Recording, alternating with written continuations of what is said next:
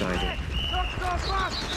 You walk forward in broad daylight into the guns, blinded by the smoke. The air is full of lead. I kept up this chanting. Not so fast, not so fast. Keep the line straight, keep the line straight. Steady on the left. Keep the line straight, steady on the left. And you walk into a wall of bullets. Deafened by shells, ordered by men 100 miles away.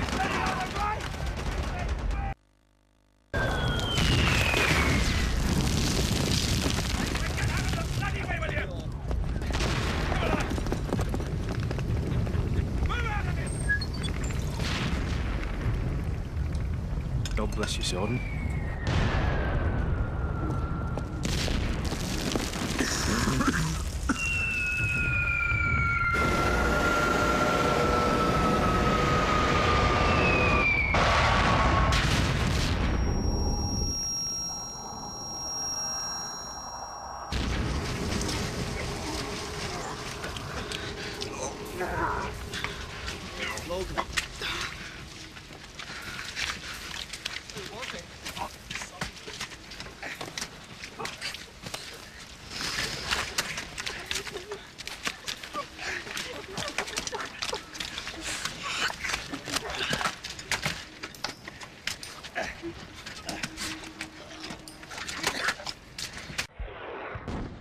There we herded from the blast of whiz-bangs, but one found our door at last, and thud, flump, thud, down the steep steps came thumping and sploshing in the flood, deluging muck, a sentry's body.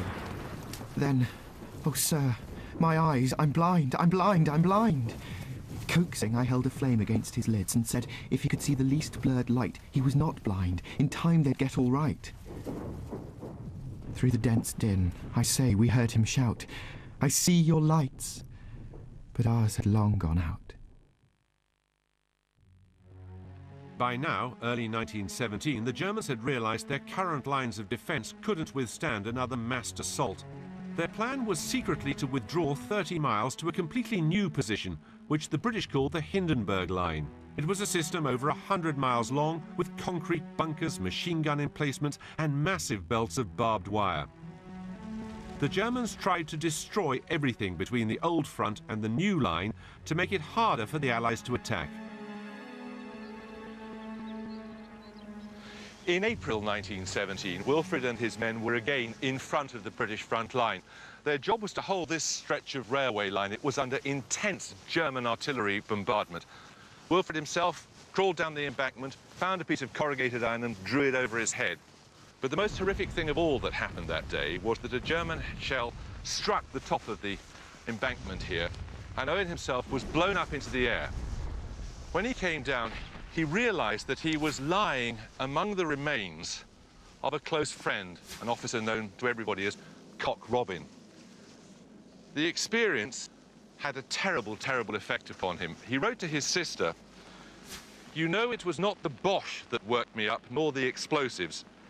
But it was living so long by poor old Cock Robin, who lay not only nearby, but in various places, around and about, if you understand. I hope you don't." After this horrific... Wilfred Owen was luckier. He was sent to a progressive hospital for officers in Edinburgh called Craig Lockhart. Here Owen was treated by the innovative and thoughtful Dr. A.J. Brock. What was the therapy? Brock described it as occupational therapy. He thought that shell shock was the result of a man being dissociated from his environment, from his friends, from his natural life. So Brock encouraged him to go and explore the area, to look at plants, to meet people, to start writing again. And it wasn't only Wilfred Owen's treatment at Craig Lockhart that transformed his poetry. It was the remarkable coincidence of meeting Siegfried Sassoon. Sassoon was much that Owen had dreamed of being. Sophisticated, privately educated, ferociously brave, and already a recognised poet. Sassoon wasn't suffering from shell shock. He'd been sent to Craig Lockhart in a bid to silence him. He just willfully defied military authority by publishing in July 1917 a very public attack on the government's handling of the war. I believe that the war is being deliberately prolonged by those who have the power to end it. I believe this war has now become a war of aggression and conquest. So what...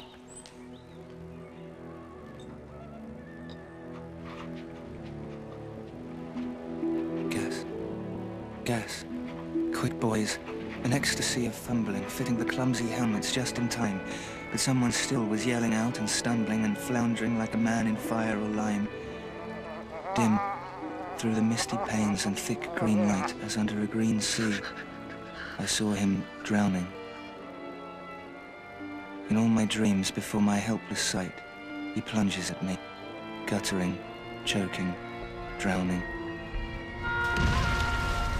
If in some smothering dreams you too could pace behind the wagon that we flung him in, and watch the white eyes writhing in his face, his hanging face like a devil sick of sin, if you could hear at every jolt the blood come gurgling from the froth-corrupted lungs, obscene as cancer, bitter as the cud of vile, incurable sores on innocent tongues, my friend, you would not tell with such high zest to children ardent for some desperate glory, the old lie, dulce et decorum est, pro patria mori.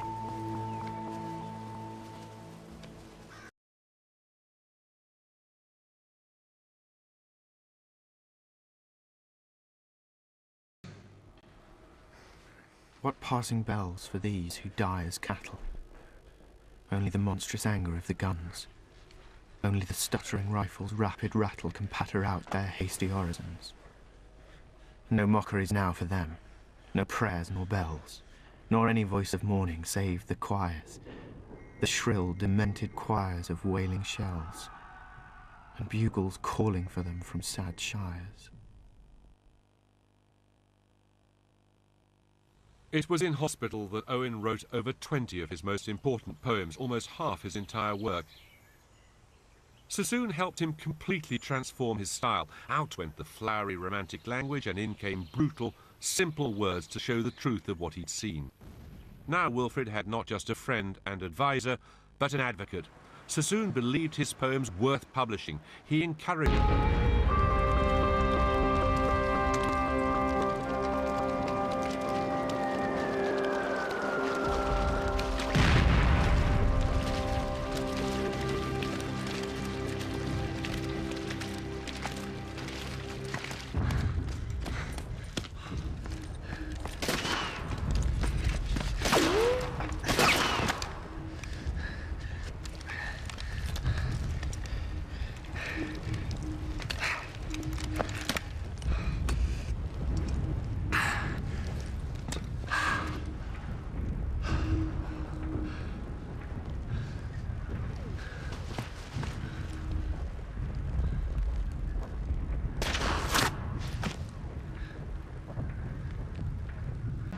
By the early summer of 1918, the Allies were losing the Eastern Front and Germany was still occupying vast tracts of Europe.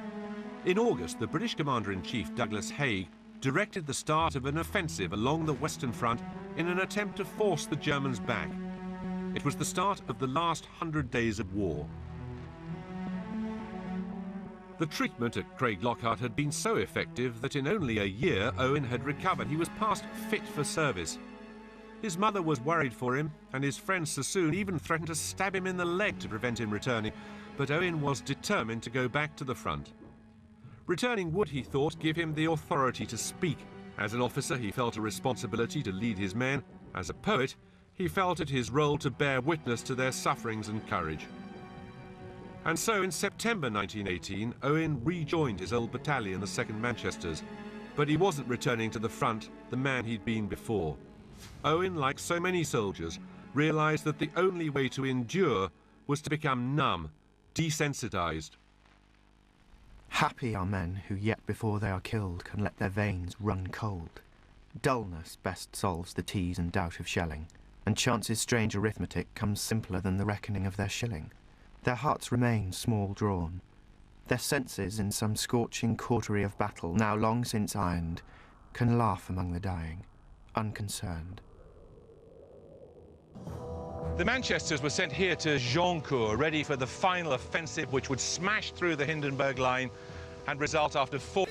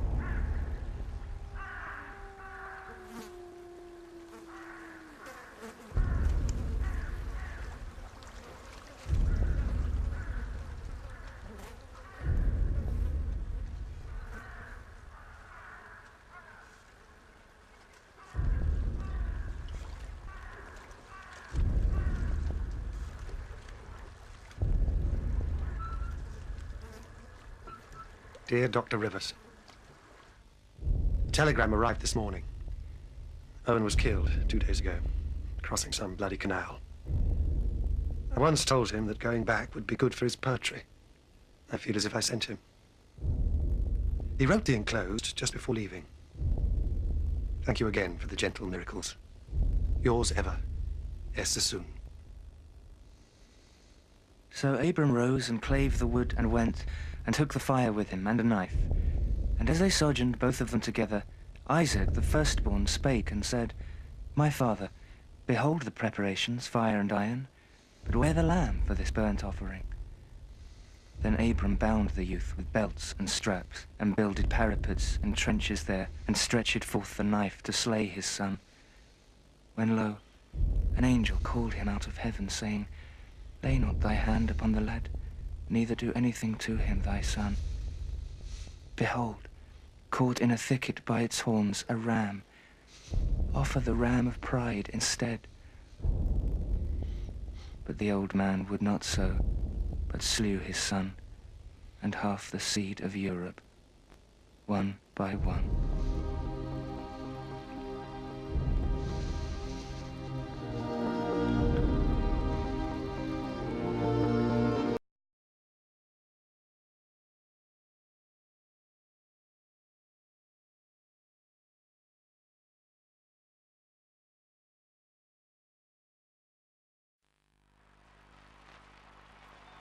Precisely 7 days later, on November the 11th, 1918, the First World War ended.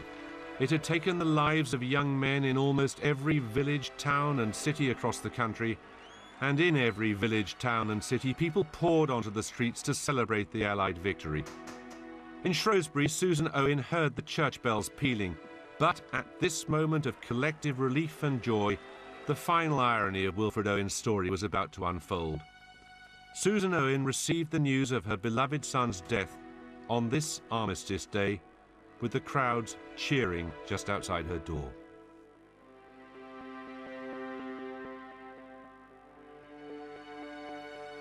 During his short life, Wilfred Owen had seen only 5 of his poems published, but in 1919 he was included in the anthology Wheels, edited by the poet Edith Sitwell, and in 1920 she put together a small collection of his poems with an introduction by Siegfried Sassoon.